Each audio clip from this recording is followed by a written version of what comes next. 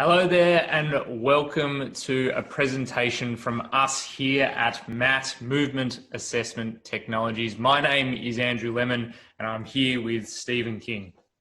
大家好，欢迎来参加我们MAT 动作评估技术为大家呈现的一堂课程。我叫做安德鲁莱蒙，旁边是我的小伙伴叫史蒂芬金。Today we're going to discuss a very important topic for Stephen and myself, which is why the traditional movement screens and movement assessments can fail. 今天我们要谈论的话题是我和史蒂芬我们俩都非常重视的一个话题，就是为什么传统的动作筛查和评估总是失败。This is a topic that is obviously very important for us as osteopaths, as physiotherapists, but something that is also very important for fitness trainers as well. 我们作为物理治疗师、骨科医师，这个话题对我们是非常重要的，同时它对体能教练也很重要。Stephen, why is this such an important topic? 史蒂芬呐，为什么这是一个很重要的话题呢？ For a long time, we've all worked with our clients and our athletes and got good results, but we haven't had a standardized way to go about assessing individuals. 过去长久以来，我们一直给客户还有运动员进行评估，也获得了很不错的结果。但是呢，我们一直缺乏一个标准化的评估流程。What we often see, Andrew, with trainers is that we have lots of different ways that we can look at how people move, but often there's some difficulty in being able to accurately assess where the individual is at. 我和 Andrew 我们俩经常观察到的一点就是，教练们他们能够在评估运动员的时候可以看到有各种各样不同的动作，但是呢，缺乏一种方式来让他们每次可以准确的判断这些动作的质量。And I'm sure that everybody watching will assess their clients in slightly different ways. What are some different ways that the trainers will often assess their clients, Andrew?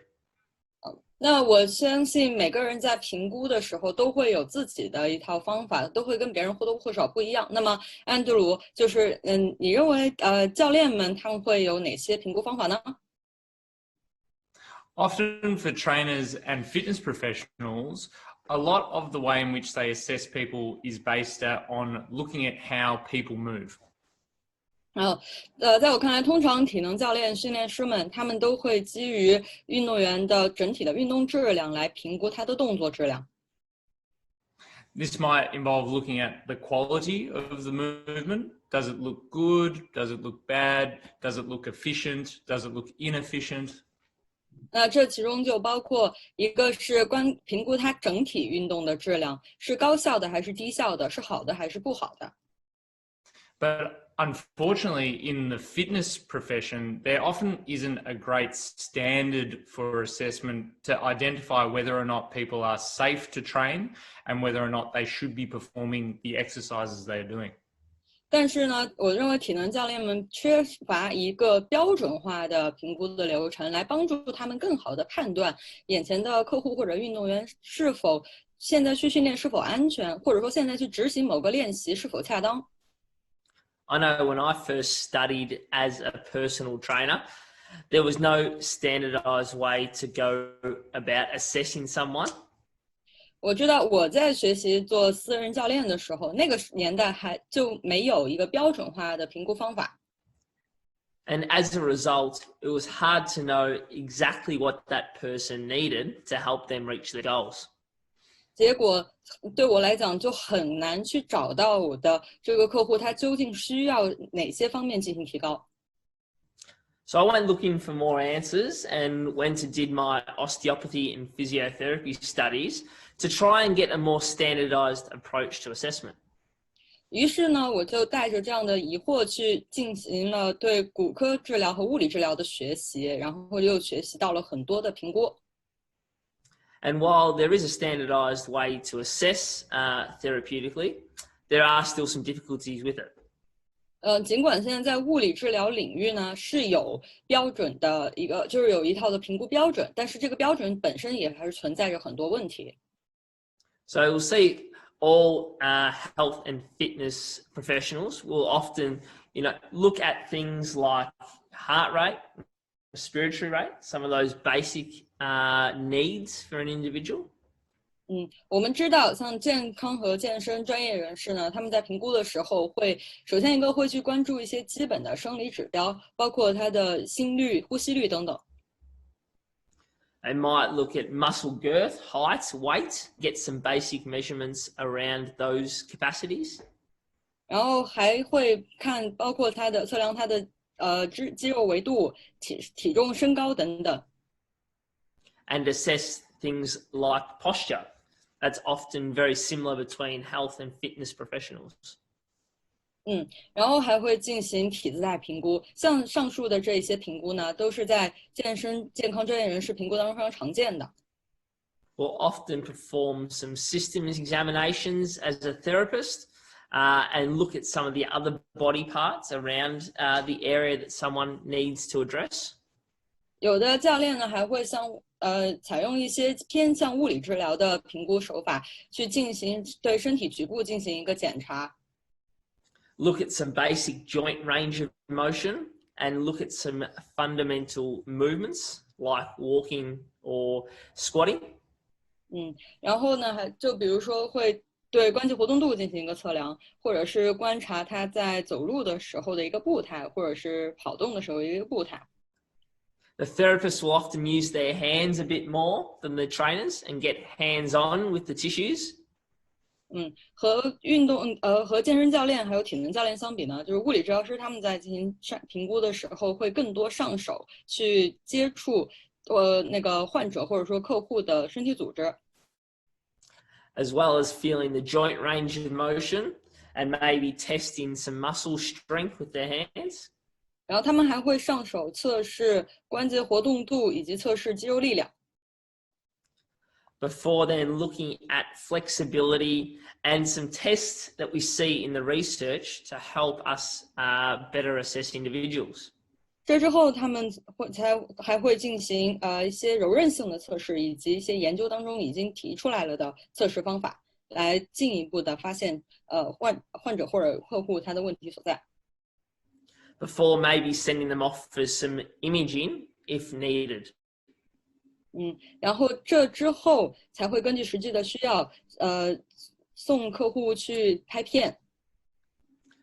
But Andrew, this is a very good model that has served therapists well for a long time. 但是安德鲁啊，我前面所讲的这个流程呢，是我们物理治疗师多年以来一直采用的一个流程。And everybody watching what they are doing for assessment has helped them become a very good professional. 而且呢，在旁边观察的人，同时呢，也可以通过观察来提高自己的专业水平。But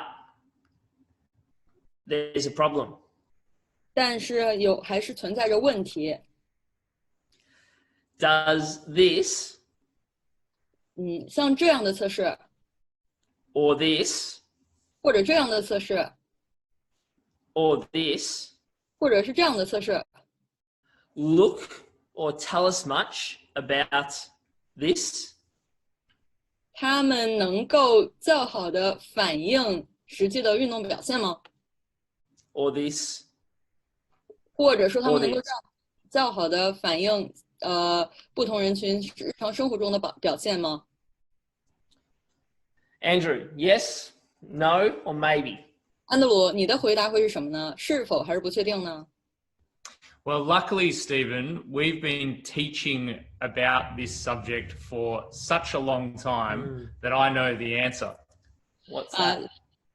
史蒂芬啊，幸运的是，我们已经就这个话题讲过很多次了，所以说我是知道答案的。那答案是 Well, often the answer is it depends. 很多情况下，答案都是第三个，看情况，也就是不确定。And the reason for that is that often these assessments don't have a lot of context around the individual that we are working with. 为什么呢？因为很多时候的一个原因是这些测试他们只比较片面，缺乏对一个客户整体背景的一个交代。And often, without the context, we can manipulate the results to fit our argument so we can argue for anything. 如果我脱离了客户个人的实际的背景，我可以根据我自己我自己的一个偏好来解读我的评估结果。So we need to have better ways to be able to perform our assessments so that we don't end up like this guy. 所以我们一定要有一个更好的评估方法，然后大家一起去执行它，不然的话，我就会变成像屏幕上面的这个人，总是跟别人总是一个杠精。So if we look at some of our careers, we've probably seen something that looks a bit like this graph. This is called the Dunning-Kruger Effect. 我们回顾我们每个人自己的职业生涯，可能都经历过这张图上所显示的一个心理变化。这张图的名字叫做邓宁克鲁格效应。Often, for many of us as health and fitness professionals, we start our career and we think we know it all. 我们作为健身健康专业人士，刚开始入行的时候，我们以为自己什么都知道。We are very high in our confidence, so we do one test and we think that that gives us all the answers that we need. For example, everything is the gluteus medius muscle. 那个时候我们自信心爆棚，只要做了一个测试，就觉得自己已经知道了所有的答案。比如说，我只要做了一个测试，就觉得问题一定是出在臀中肌，一切问题都是臀中肌的问题。Often this means that we falsely accuse the wrong area of the body for being the problem, or maybe go down the wrong path in how we look after the people we work with. 那这样的结果可能产生的后果是，我们要么是把精力放在了错误的方向，要么就是没有以正确的方式来治疗我的客户。As our careers progress, often we become a bit disheartened or lose our confidence in our ability to work with people. It seems that the body becomes more and more complex every day. 随着我们积累了一定的经验之后，我们的自信心呢，逐渐的被受到打击，因为每一天都比昨天觉得更多的发现了人类的复杂，越来越觉得人体非常的费解。Presentations that you would usually feel confident that you know the answers to, maybe that doesn't work for this individual that is in front of you. 比如说，也许你好不容易发现了一个问题的原因和解决方法，但是当换一个人的时候，你又找不到它的原因了。After years of working together to try and develop processes and systems for assessment, we feel that the real answer is probably somewhere here. 一直到了经过更多年的一个不断的探索和实践，还有累积总结之后，我们终于达到了第三个右边的这种境界。What this means is that we need to have a system of tests to be able to assess the people in front of us so that we can work out their specific needs. 右边的这句话的意思就是我们需要有一个好的完整的体系，帮助我们能够给眼前的个体准确的找出他的问题所在，满足他的个人的需求。And often this is based around data. This is what? Often this involves using data. Okay, right. 那在这个过程当中呢，都离不开使用数据。Because without data, everything was very easy a long time ago before we started using data to perform our assessment. 如果没有数据的话，你可以想象吗？其实在很多年前，当我们并不注重数据的时候，其实事情看起来会简单很多。There was often a false understanding that if we looked at a certain movement, we could pick if it was a good movement or a bad movement. 以前会认为就是每一个动作，某个动作它也有一个标准的做法，如果它不符合这个标准，这个动作就做得不好，这是一个错误的认识。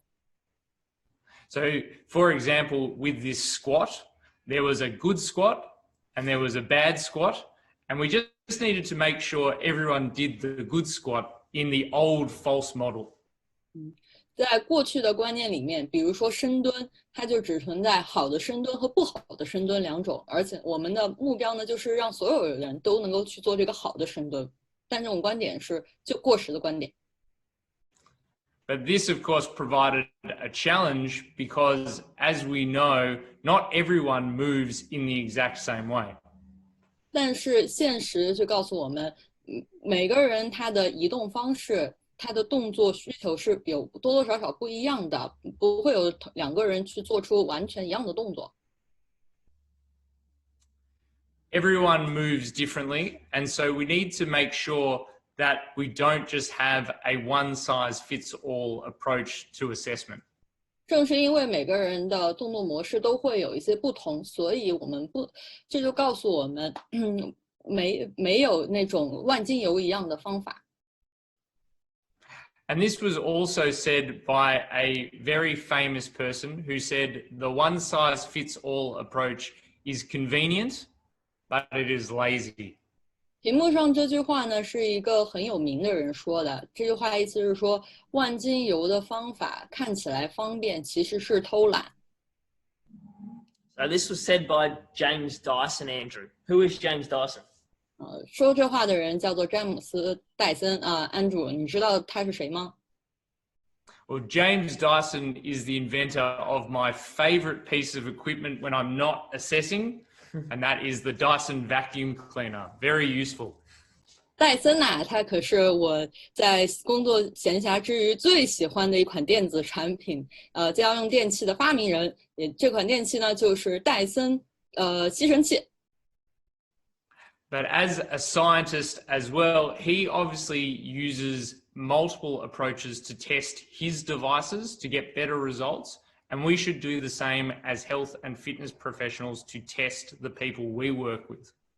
戴森他是一名科学家，然后也是一名发明家。他发明出了吸尘器，他设计出了他的吸尘器以后呢，其实一直都在用不同的测试方法来测试和提高吸尘器的性能。我认为我们作为健康健身专业人士，也应该学会用不同的测试来帮助客户进一步的提高。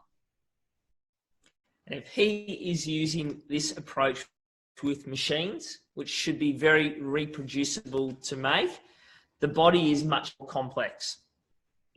那么戴森呢是将他的测试用在了机器上面，而我们呢是将测试用在人体上，而人体呢要复杂得多。So we need to look at each person very differently. 所以我们应当将眼前的每一个人都区别对待。So Andrew, if we were to use water on these three things, we would get very different outcomes, wouldn't we? Andrew， 如果我将屏幕上的这三种物品与水结合的话，我会得到三种不同的食物，对不对？ That's right. So hot water would boil an egg, soften a carrot, and make delicious coffee as well, Stephen. 对，是的，同样是热水，它会使鸡蛋变硬，会使胡萝卜变软，然后会使咖啡变得美味。So similar to our exercise techniques or our treatment techniques, the same technique might also get a different outcome with the people that we work with. 这个道理用于我们的训练和治疗也是一样的，同样的训练方法或者同样的治疗方法，用在不同的人身上会有不同的结果。So if you're not measuring and assessing your clients, you're not going to know what the best exercise is for them. 如果你不对客户进行好的测量和好的评估，那你就不知道他们最适合他们的练习是哪些，最适合他们的动作是哪些。This is where things can become quite difficult. 那如果是这样的话，事情就会变得很复杂，很困难。So there's other problems with the traditional assessments that we were taught in our study. 传统的评估方法还存在着其他的问题。For instance, some of the tests that we learnt don't actually give us the information we thought they were giving us. 比如说，我们以前学到的一些试验法、测试法，它给到我们的结果其实比我们预期的要少。If we look at the research for these tests around the knee, it shows a 58% chance of ruling a pathology in. Ruling means to diagnose as positive, right? Yeah, correct. OK，比如我们看上面的这一类是半月板损伤，也就是围绕膝关节的一系列检查。有研究显示，这里的这些检查，它其实判断为阳性的一个可能性大约58%，就诊断为阳性可能性58%。And there is also a 15% chance of having a false negative. 而同时呢，他们诊断结果呈假阴性的可能性是大约15%。And we see this in lots of different areas in the body, Andrew. 其实像这种情况，在很多针对身体其他部位的测试也有这种问题。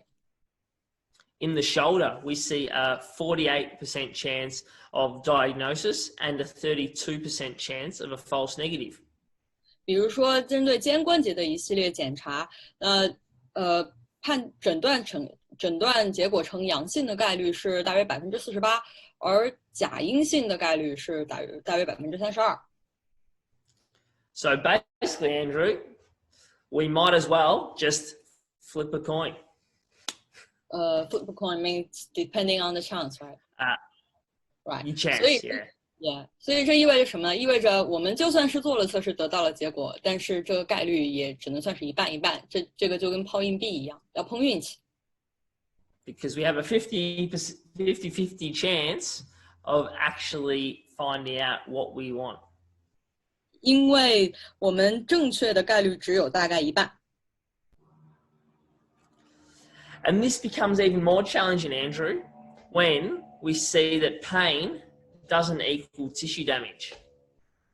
而且当我们发现它出现疼痛不等于它出现损伤的时候，那我们传统测试的可靠性进一步的下降。We can often see there can be not much damage and lots of pain.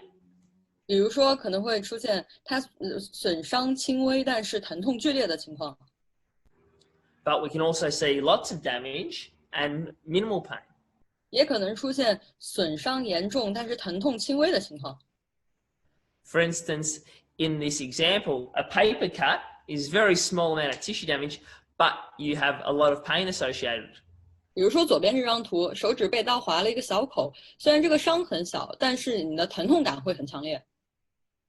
Whereas in this picture on the right from the London Olympic Games, this sprinter broke his leg but didn't experience any pain until after the race. The guy on the right, the left side, right? The guy's in red, right? Running, yeah. Yeah. 然后呢，但是在右边这张图是伦敦奥运会的一个比赛上面，穿红衣的这位运动员，他其实组织受伤了，但是他当时在跑的时候并没有感觉到。So we also see this when we look at MRI or other scan type techniques. 同样的问题也出现在用 MRI 就是核磁共振或者是其他的拍片成像体系来拍片的时候。We see a lot of research indicating in all areas of the body that we could have damage or degeneration, but without having pain or symptoms. 这一页就告诉我们这上面罗列出来的对人体不同部位的拍片结果的一个汇总，显示出我们人可以在无症状的情况下出现较大的概率出现各种损伤。For example, in one piece of research, 1,211 people were scanned. 比如说左上角左一的这样一个研究，一共包含了有1211名受试者，他们进行了MRI 测试。They were aged from age 20 to age 70. 这1000多人年龄是20岁到20 to 70, 20岁到70岁。And what they found was that 87% had signs of a disc bulge. 拍片检查结果发现，颈椎间盘膨出患病率87%，87%。Sorry. However, none of them had any lower back pain. 但是这1200多人没有一个人有下背痛。So This is just one. Sorry. I made a mistake. 不是颈椎间盘膨出，是腰椎间盘膨出。Okay, done. This is just one example of an area and a part of a scan that a lot of people think contributes to their pain or their symptoms. 而腰椎间盘这个位置呢，是经常很多人常见下背痛，然后很多人会以为是自己的腰椎间盘出现了问题，而如果没有症状的话，他可能都不会怀疑自己的腰椎间盘有问题。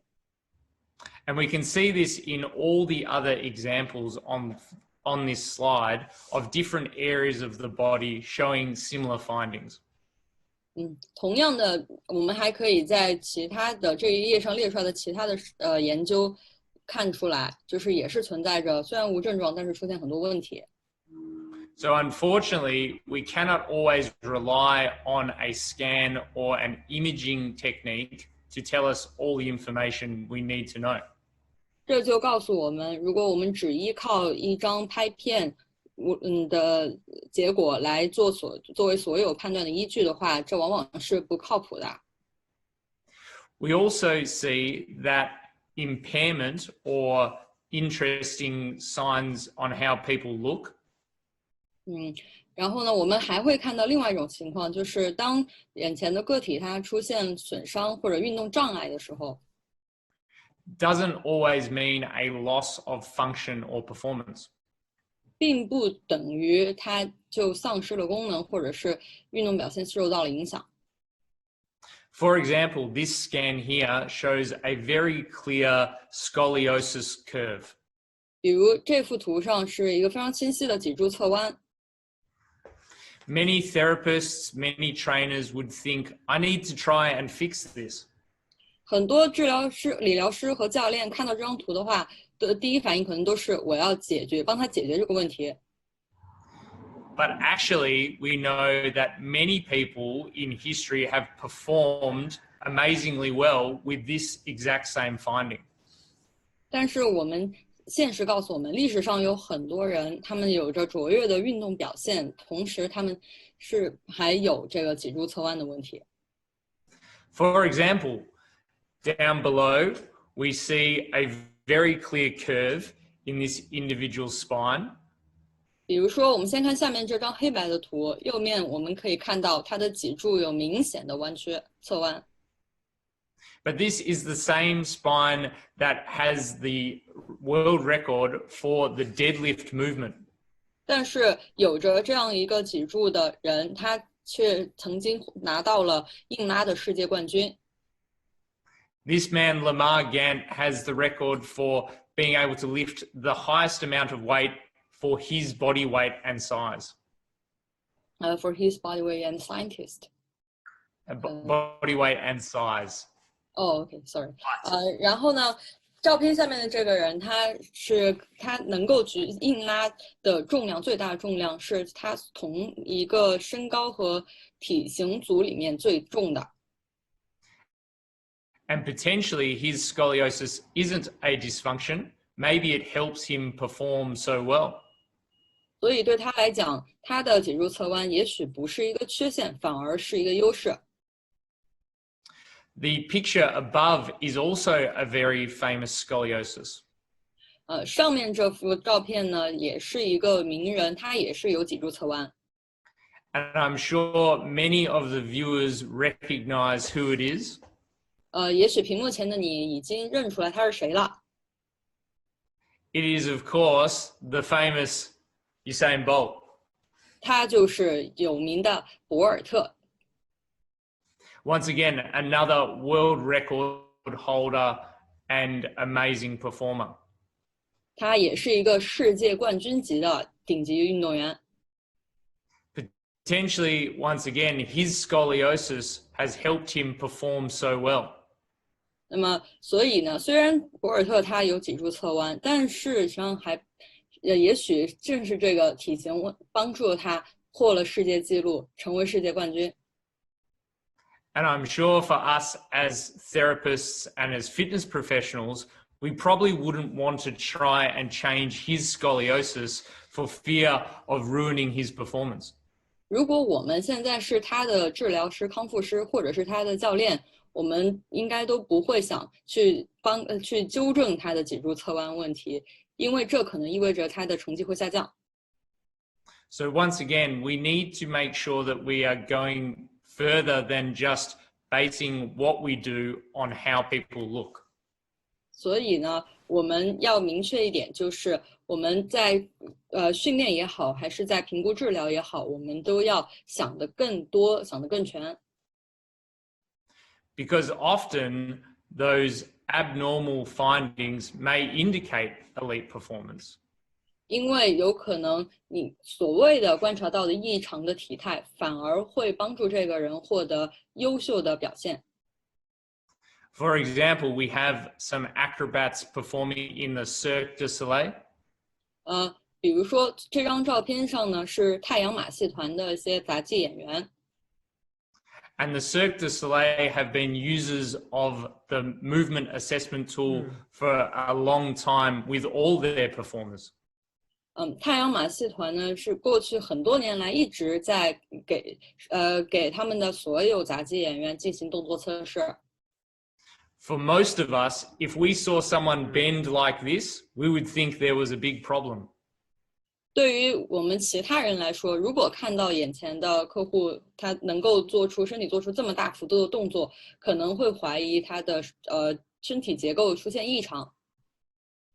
Because the Cirque du Soleil use the mat to assess their performers, they know what their performers need so that they can perform these goals. 但是因为太阳马戏团使用了我们 MAT 的动作评估系统来评估他们的杂技运动员，所以他们其实能够根据杂技运动员的实际的需求来做出正确的判断，来进一步的帮助他们的运动员杂技演员提高他们的表现。We see this in other sports too.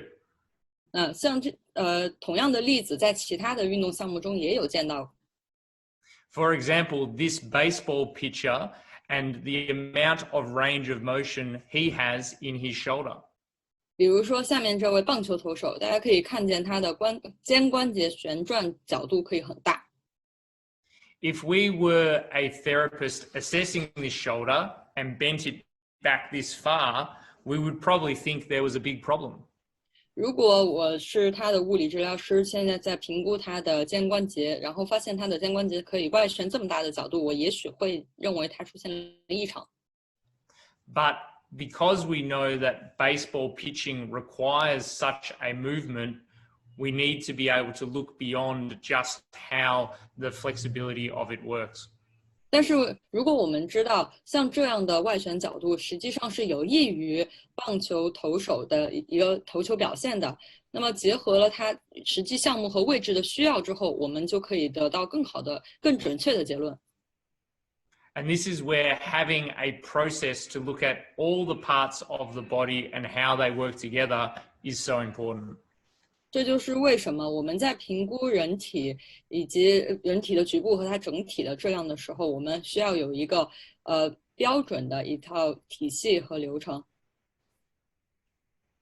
So, what do we do, Stephen? So we can 那史蒂芬，我们应该怎么做呢？ So we can keep doing the same old stuff. 我们要么可以选择继续做以前的老一套， Or start doing some amazing new stuff. 或者呢可以尝试新的办法、新的系统。 Don't worry, everybody. There are some miracles just ahead. 大家不要担心，奇迹就在前方。So Andrew, we talk about functional performance testing a lot. 那安德鲁，我们平时上课呢，经常会讲到功能性运动表现测试。Functional performance testing was first mentioned by Ryman and Mance in 2009. 功能性运动表现测试这个概念最早呢是在2009年由 Ryman and Myers, right? Ryman and Myers 两人提出的。They gave us a new way to start to look at the human body. 这一概念的提出也帮助我们开启了一个看待人体的新视野。They talked about assessing each individual differently. 他们在提出这一概念的同时，也在倡导将每个人区别的对待。And considering the individual's goals, including their occupation, their sport, and their recreational tasks. 那么以及倡导在给人做评估的时候，除了观察他的身体，还要同时考虑到他的目标需求、他的职业、他的休闲闲暇时候的生活状态等等。And being able to determine whether they are able to perform these tasks or return to them following an injury. Could you just repeat because the internet? So they determined if they are able to perform the task or return to the task safely after injury. 他们会通过这样一个综合性的评估来判断，客户是否能够安全的回归到原本的生活或者是工作或者运动当中。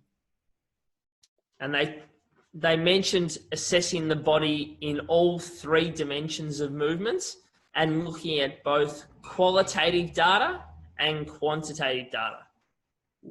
那么他们两位还提出要从3个维度去分析评估人的运动，并且呢，既要注重运动的动作的质量，也要注重它运动或者动作的数量。And being able to measure quantitative data and qualitative data in all 5 areas of functional performance testing. 并且他们在提出功能性运动表现评估的时候，也同时给出了这下功能性运动表现评估的一共5个方面，认为我们要能够按照这5个方面去对这个人进行综合的评估。The first area of functional performance testing is functional movement patterns. 第一个方面是功能性动作模式。What functional movement patterns do you assess, Andrew? Andrew， 你会怎样测这些功能性动作模式？你会测哪些？ When I am looking at functional movement patterns, I'm looking at the skill and the efficiency of people moving through movements that they do quite often. 那是我在测试客户的功能性动作模式的时候，我着重看的是客户他在做自己平常做的做的最多的那些动作时，技巧性如何，效率如何。This might include squatting movements, lunging movements, pushing movements, pulling movements, so on. 那这些动作就包括深蹲、箭步蹲、推或者拉等动作。So that is the first area that we look at. The second area we look at is balance and proprioception. 那么刚才是第一个方面，接下来第二个我们要看的方面是平衡与本体感觉。And this also includes using our favorite test, Andrew, Star Excursion Balance Test. 说到这个平衡与本体感觉测试呢，就要说到我们经常使用的、最爱使用的新型平衡偏移测试。And this test is the ideal test of functional performance testing. 新型平衡偏移测试堪称功能性运动表现测试里的一个理想型的测试。Because it allows us to measure in all 3 dimensions, measuring both qualitative and quantitative data. So by all 3 dimensions, you mean all 3 planes of motion? Right, planes of motion, Right. correct. OK，那么，因为这个新型平衡偏移测试可以让我们对客户的在3个运动平面上的动作质量和动作数量进行评估。And this can give us lots of information, not only around balance and proprioception, but also many of these other capacities. 而且新型平衡偏移测试不仅能够反映客户的平衡性和本体感觉能力，还能够反映其他的素质。And there is lots of good research around some of these functional performance tests, like the STAR excursion balance test. 功能性运动表现测试下的很多的评估方法、检验手段背后都得到了大量研究的支持，比如说这个新型平衡偏移测试。When we look at the research, we can use the data from the research to perform injury risk assessments.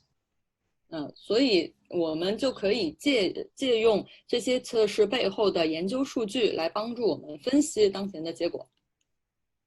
For instance, in some athletes, we know if they have more than 4 centimeters difference between sides, they are much more likely to get injured.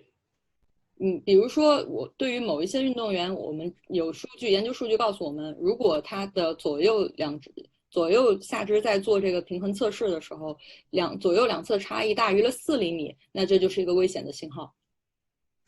Speed and agility is often an area, Andrew, that people don't assess. 那么接下来一个方面，速度和敏捷性也是一个评估当中很受重视的一个领域。But it's a very important capacity to assess. 实际上很多人会忽略了对平衡和速度和敏捷性进行一个测试，但其实它们是一个非常重要的领域。What are some ways that you assess speed and agility?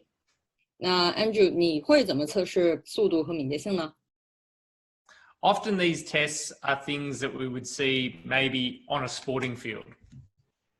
像速度和敏捷性方面的测试，最常见于在运动队里面。Things like a sprint test where someone runs as fast as they can from one point to another. 举个例子，比如说短跑测试，从一个点以最大的速度冲刺到另一个点。Simply, we can time how fast that individual is and monitor their performance. 那么对于这样的测试，我们就记下他跑完特定距离的时间，以此来评估他的测试结果。There are also many other useful tests that have been devised, such as the agility T-test or others. 除了短跑测试以外呢，还有很多其他的测试速度和敏捷性的方法，比如说有一个叫做敏捷性梯形测试。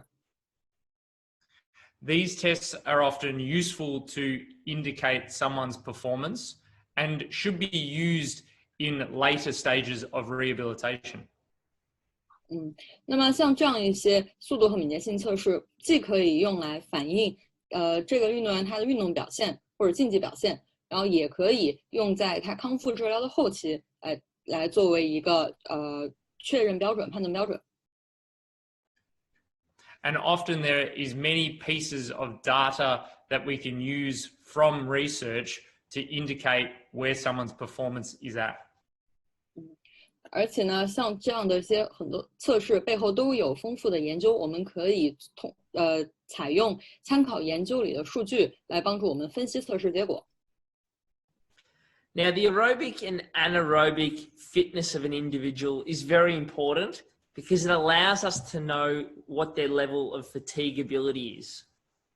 接下来的一个方面是有氧能力和无氧能力，这两个也是非常重要的，能够反映客户或者运动员他抗疲劳的能力。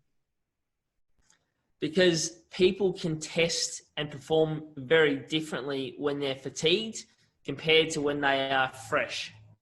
因为人在疲劳状态下和非疲劳状态下进行同样的测试，结果会可能不一样。This is another under-assessed area when we look at our clients. 当我们在给客户做评估的时候，其实有氧能力和无氧能力这个领域是在实践上没有得到足够的重视的。Some simple tests that we can perform to measure these things include things like a time trial or other things like different anaerobic capacity tests. 那么测试有氧能力和无氧能力呢，也是有很多的测试方法，比如说计时跑，又或者是其他的无氧能力的测试法。For instance, the Wingate test or the RAS test. What is Wingate test? Rush. And the RAS, they're just the names of the tests. OK，比如说这个 Wingate test 和那个 Rush test。The area that people often assess a bit better, Andrew, is the muscle qualities: flexibility, strength, power, and endurance. 相对来说，第5个领域，也就是肌肉的质量、肌肉柔韧性、力量、爆发力和耐力这个领域呢，则是在实践上得到了较充分的重视，人们在做这方面测试的时候也更为娴熟。What are some common flexibility tests that you use, Andrew? Andrew， 你通常喜欢用怎样的柔韧性测试？ Often, many people will be experienced in assessing joints and muscle flexibility by performing certain stretches. 通常呢，人们在我们在测试关节柔韧性或者是肌肉的柔韧性的时候，我们都会应用各种各样拉伸的手段。But some of my favorite flexibility assessments involve the mat, so I can measure how far someone can move in flexibility. 但是呢，我个人最喜欢的柔韧性测试就要用到我们 MAT 的动作测评垫。这个测评垫可以帮助我很好的发现客户他在不同角度的一个活动时的灵活性和柔韧性。For example, using the mat, I can perform the weight-bearing lunge test. 比如说，在这个动作测评垫上面，我可以进行负重弓箭步测试。A great and well-researched test of foot and ankle flexion.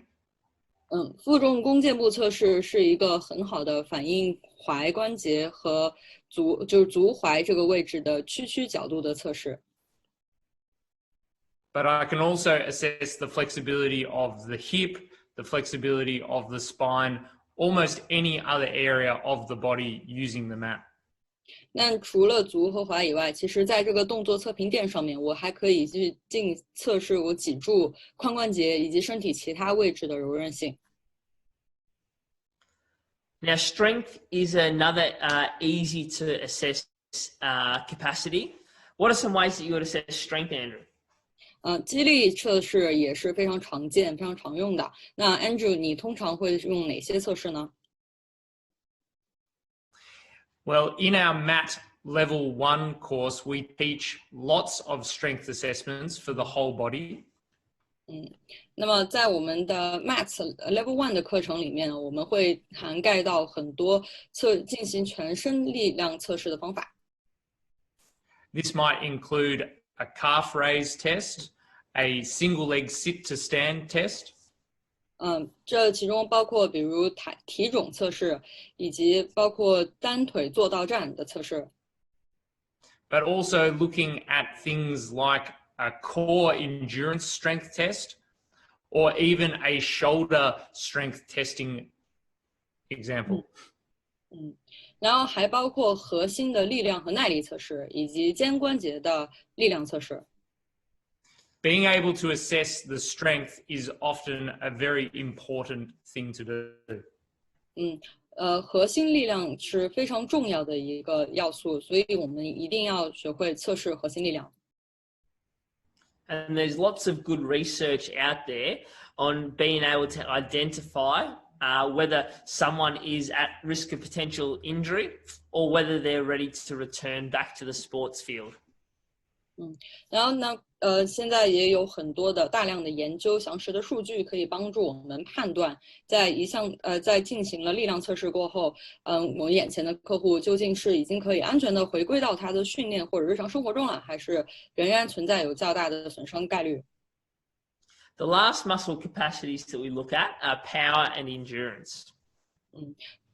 最后还要讲到的就是力量和耐力，爆发力和耐力测试。So power is often assessed with the MAT with things like hop tests. 那我们 MAT 可以进行的，测评垫上可以进行的这个爆发力测试，包括单腿跳测试。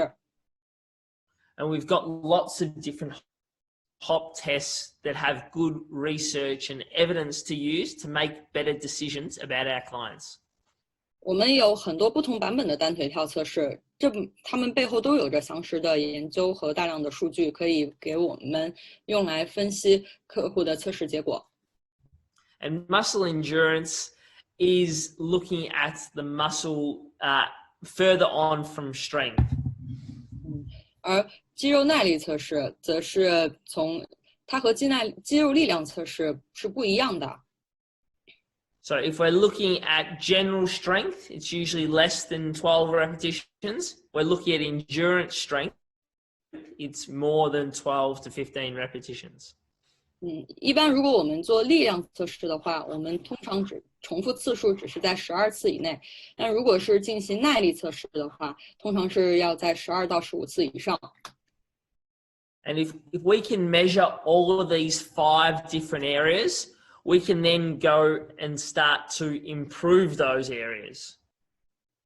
如果我们能够对这功能性运动表现的5个方面都进行一个测试，给客户进行这样一个综合的测试，我们就能够帮助客户更加全面的提高他多项运动能力、运动素质。And with the MAP process, we have over 50 different assessments you can use to assess someone's baseline capacity. 那在我们 MAT 的课程体系当中，包含了超过50种不同的评估方法。你可以使用这些所有的方法来确定客户他的一个起点线，也叫做基线。So we then can compare that to what their tasks are that they need to perform in their daily life.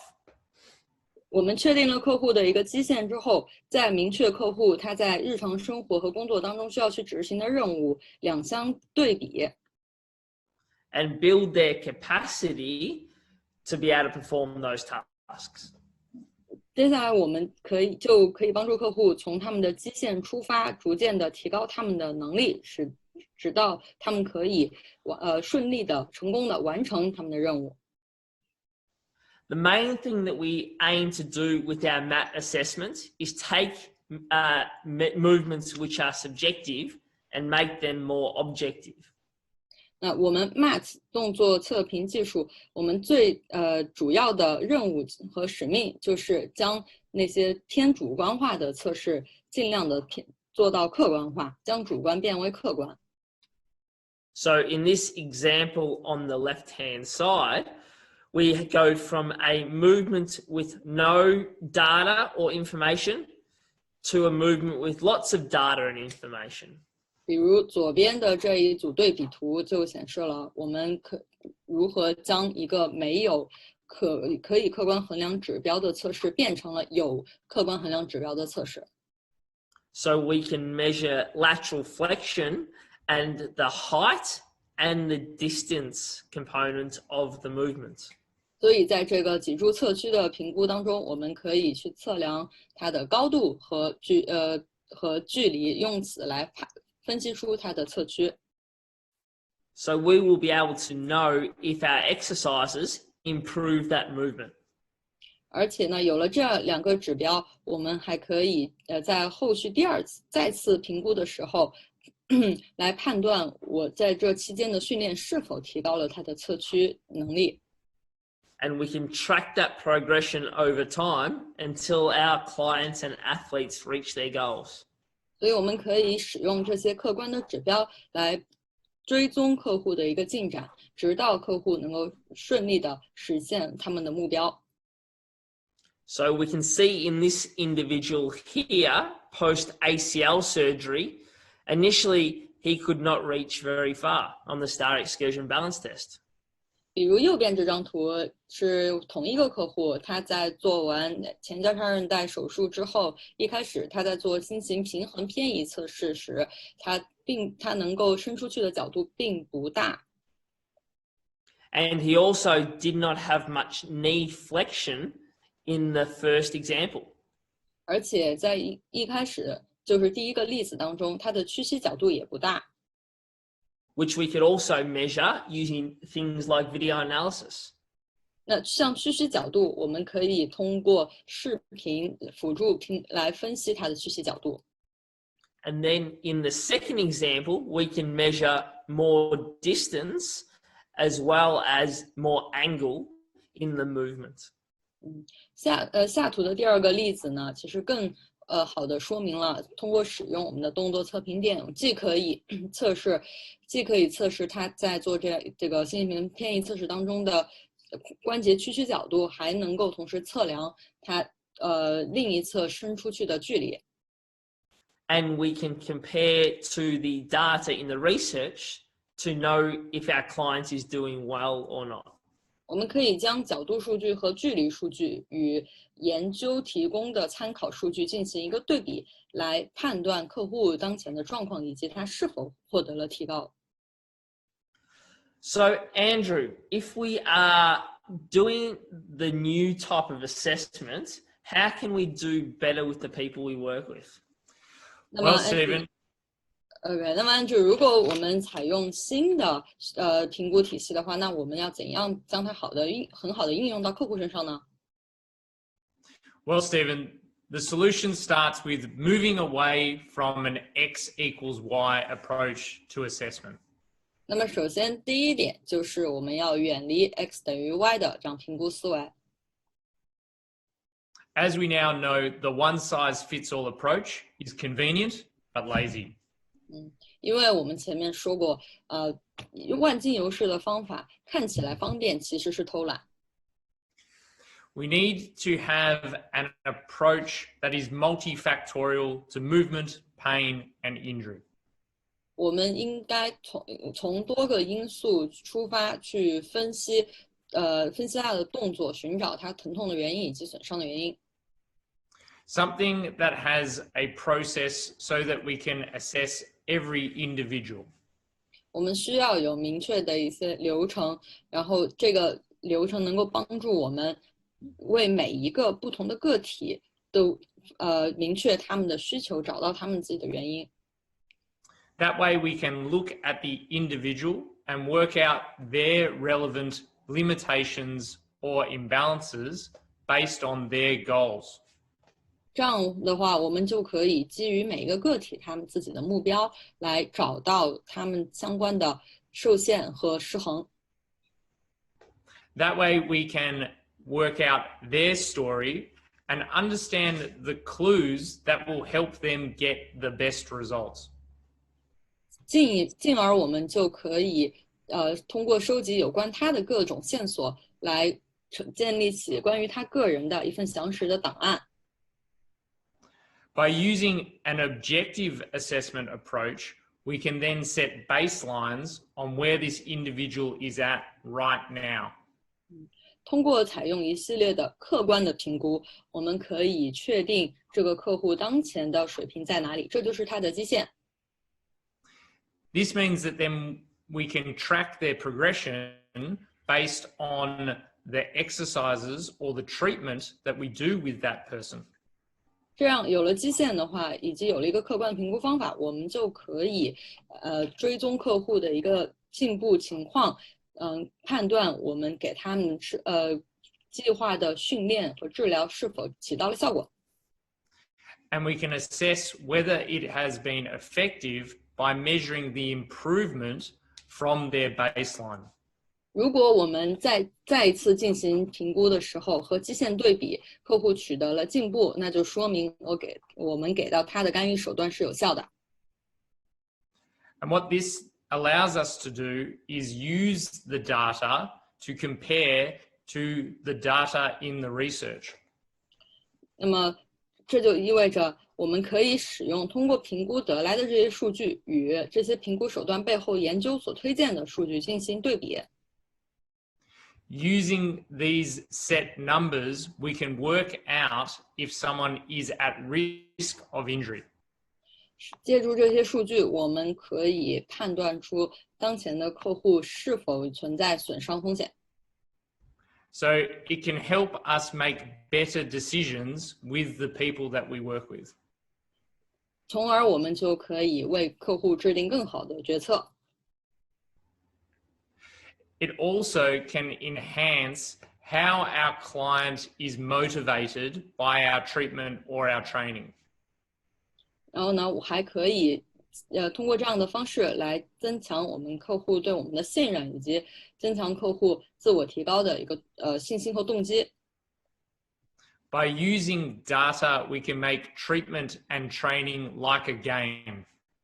通过使用数据，我们可以让治疗过程和训练过程就像游戏一样。And we can make our client want to set a new high score in their training or their rehabilitation. 那么我们可以让我们的治疗过程和训练过程像比赛一样，然后在这个过程当中，我们的客户可以将这些数据，将所有评估的数据想象成比赛的成绩，鼓励他们为自己不断的设置更高的成绩目标。Using objective data can also help us educate and explain things to our patients and clients. 使用客观的数据还能够帮助我们更好的与客户进行沟通。And better understanding usually helps to get better results. 而更好的沟通，更好的互相理解，会更有利于获得良好的结果。And if you use an objective assessment approach, you can be like many people around the world. You can be like any people in the world. You can join many people around the world. Right. 然后，如果你使用了客观的数据的话，那就意味着你能够帮助到的人不只是你周围的人，还可以帮助到世界上其他的人。So we've identified by teaching thousands of people around the world how to help people get better outcomes for their clients. 所以呢，我们 MAT 就是通过这样的方式，通过采用客观的数据，帮助世界上其他地方的人学习到了良好的评估方法，为他们带去了很好的服务。When we created the MAT and the MAT approach, we wanted it for ourselves, but we found lots of other people around the world were having the same problems with their clients. 通过使用和通过我们研发出 MAT 的评估系统，并且去使用它，帮助我们解决了我们自己评估和训练当中的问题。同时呢，我们也发现在世界上其他的地方，其他的专业人士也存在着和我们类似的问题。And the problem was that they were unsure whether or not their clients were improving and getting closer to reaching their goals. 这些我们的同行在世界上其他地方的同行呢，他们面临的一个挑战是不知道自己的客户是否真的获得了进步，或者说进步到什么程度了。With data, we can make better decisions and be more certain that we're getting good outcomes for the people that we work with. 但是如果他们也像我们一样使用客观的数据来进行评估和分析的话，那就可以帮助他们的客户获得更好的、更准确的评估结果，进一步制定出更适合的干预手段。And be able to measure in all three planes of movement objectively using the MAT, like some world-leading sporting teams are doing as well. 那么像在世界上的一些优秀的顶尖的运动队呢，已经开始使用 MAT 的动作测评垫和动作测评体系，给他们的运动员进行3个运动平面上的一个综合的评估了。那其他人也可以像这些运动队那样用上这样客观的评估。So there are thousands of people around the world using this approach now to get great outcomes. 现在在世界上有上千的人也都在使用 MAT 的动作评估体系了。Now, let's talk about one example of how this approach has helped one netball team. 我们现在以一支无挡板篮球球队为例来讲解，来给大家介绍一下 MAT 的动作评估体系是如何发挥作用。So in 2017, we collected data from the team on the number of injuries in that season. 2017年的时候，我们对从这支队伍当中，收集了那一年赛季中的损伤人数的数据。And then we also collected number of injuries in 2018. 然后我们还收集了2018年的一个损伤人数的数据。But in 2018, what we did was we performed some pre-season assessments. 但是2018年我们所做的和2017年不一样的是，我们在赛季前也为运动员进行了评估。We identified risk factors based on the research around flexibility, balance, strength, and power. 我们根据在柔韧性、平衡、力量、爆发力测试等背后的研究所提供的数据，确定了每个运动员他们的基线。We then implemented specific rehabilitation exercises for each athlete. 这之后，我们为每一个运动员设计了针对个人的具体的预防性康复干预计划。And as you can see, the number of injuries went down dramatically. 然后从表格上就可以看出来，在我们的一番操作使得2018年的时候损伤人数明显减少。So that means that there are more people enjoying their sport and more successful sporting teams. 这意味着能够愉快地享受这项运动的人就更多了，以及能够获得更高运动表现的人也更多了。So Andrew, what are the things that people can learn from doing this session here today? 那么 Andrew， 你认为我们今天的这堂课能够给人们带来哪些知识点呢？ As we said, there is no X equals Y formula for assessment. 首先你前面有说过，我们不应该采用 X 等于 Y 这样的一个思路来做评估。We need to understand that movement, pain, and injuries are multifactorial. 我们要了解，就是动作质量、疼痛以及损伤，它们其实是许多因素综合作用下的结果。We need to collect all the data we can on the people that we work with. 我们应当尽我们所能，为收集每一个客户的尽可能多的数据信息。And utilizing objective assessment, we can measure what people can do to work beyond just how they feel.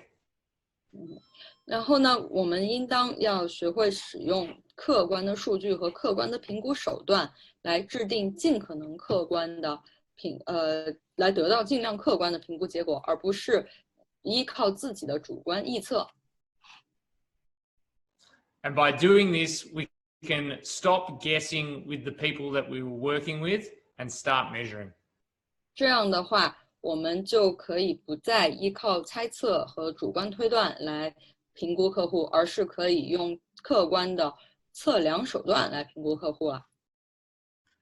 Hopefully after the session today, it gets you starting to think about how you can use more data with your clients. 希望今天的这一堂课过后，能够帮助你开始也在未来使用更多的数据以及更多客观的方式来评估客户。And but how you can use the information from the research to be able to make better decisions with the people you work with. 以及希望未来你可以更多的去关注研究，利用研究推荐的数据来作为一个参考。And if you'd like to join us in the future, we do have a course next year, Andrew, in China, in Beijing. Shanghai, sorry. 各位对我们的课程感兴趣的话，明年我们会来上海开课。So the links are there if you wish to join us to learn how to perform over 50 new tests with your clients. 那么如果你们对于我们 MAT 体系的测试方法很感兴趣的话，可以根据这一页课件上的网址链接了解更多的课程信息。